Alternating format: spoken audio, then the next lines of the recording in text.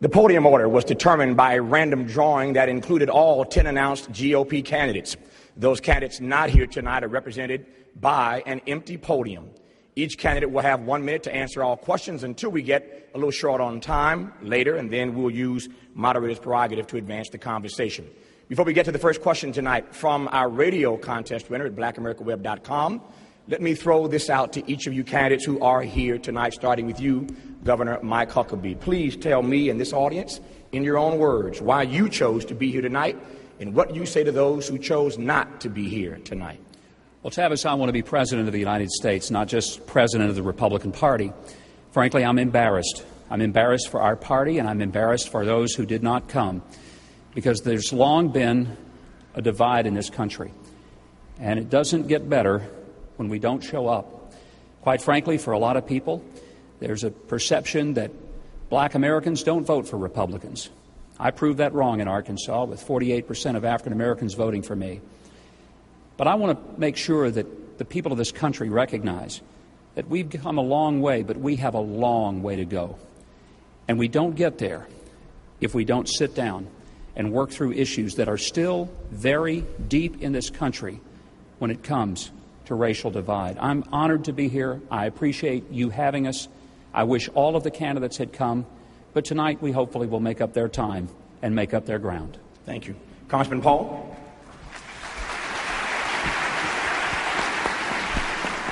Well, the main reason I'm here is because I was invited, and I'm delighted that I was invited, and I'm very pleased because I go wherever I'm invited to talk about freedom. That, to me, is the most important thing, along with the emphasis on the Constitution. I believe so strongly that individuals have their rights and their life as a gift from God, and the purpose of government is to protect life and liberty. But I'd also like to extend that if you have the fruits of your labor, I would like you to keep the fruits of your labor as well. And under those conditions, and under a freedom philosophy, and under the Constitution, we would be so much more prosperous, because we wouldn't be policing the world. We would be bringing our troops home, and we would take care of our people here at home. Thank you, Congressman. Senator Brownback. Thank you very much, Tavis, for having us here. And I want to say just at the outset, I apologize for the candidates that aren't here. I think this is a disgrace that they're not here. I think it's a disgrace for our country. I think it's bad for our party, and I don't think it's good for our future. You know, you grow political parties by expanding your base, by reaching out to people and getting more people. What they're doing is sending a message of narrowing the base, and that's not the right way to go. It's not good for the Republican Party. It's not good for the country. And I'm sorry. I'm sorry to you, and I'm sorry to those watching that they're not here. I think I've got a suggestion, though, for a way to fix it. A lot of people in the Republican side say, well, okay, we can't get votes in the African-American community. I say, why don't you pick one of the early primary states, like a South Carolina or a Michigan. Register Republican and vote for one of the 6 of us. Now we're talking. And then let's see what takes place. Senator Brownback, thank you very much. Congressman Tancredo. Well, thank you, Tavis, and I am here likewise because I was asked and because I made a commitment on your show. I must admit to you that it's pleasurable and a little bit different to be in this kind of an environment with my colleagues who are here, because the last time I was in an event of this nature, it was the NAACP convention, and I was the only Republican that showed up. So I'm glad that my colleagues have joined me on the stage tonight, and I'm especially glad to be here to be able to talk about something that was mentioned during the original introduction.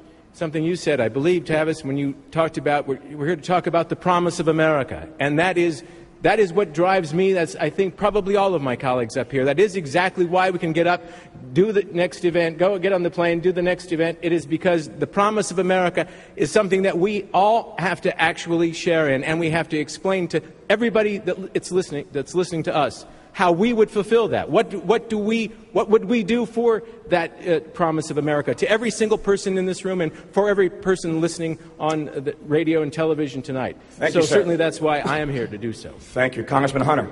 Thank you, Tavis. When we have family reunions and some of the family members don't show up, we do talk about them. but I'm not going to do that. Tonight we have about 160,000 Americans in Iraq in a war. We have over 20,000 of our uniformed personnel in Afghanistan. And I'm going to talk tonight about how we leave Iraq in victory.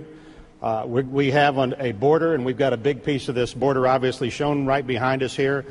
We have a border which is on fire with massive amounts of narcotics and people being smuggled across illegally as we stand here. I want to talk about that. But, most importantly, I want to do what my little grandson did when he walked up to his first grade teacher about a month ago, stuck his hand out, said, "My name is Duncan Hunter."